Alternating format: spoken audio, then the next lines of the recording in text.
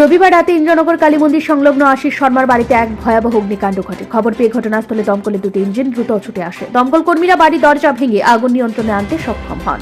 Fire সার্ভিসের কর্মীরা জানিয়েছেন, বৈদ্যুতিক শর্ট সার্কিট অথবা ফ্রিজ থেকে অগ্নিকাণ্ডের সূত্রপাত হতে পারে। স্থানীয়রা জানান, বাড়িটি তখন ফাঁকা ছিল।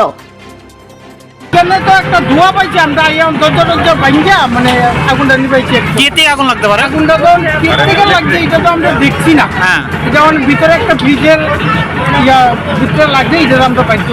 কে ভিতরে লাগছে? ফ্রিজ। আচ্ছা আচ্ছা। কতক্ষণ পরে আমরা আইসেন এখানে আগুন লাগা? আমরা তো কল পাওয়ার সাথে সাথে আইছি। আমরা কল পাওয়ার কোন জায়গাতে আইসেন? আমরা কুঞ্জবন ফায়ার স্টেশন। কটা আইসে এখানে ফায়ার সার্ভিস? আমরা আইছি ফার্স্ট, এরপরে আমরা আরেকটা কল দিয়ে রাখছি, তারাও আইছি, এখন তারা পাঠাইছি। ক্ষয়ক্ষতি কিরকম হতে পারে? মনে করেন এটা তো কুইছি, এটা দেখে কুইছি। আচ্ছা, এটা কুঞ্জবন স্টেশন থেকে আইসেন আপনারা? কুঞ্জবন।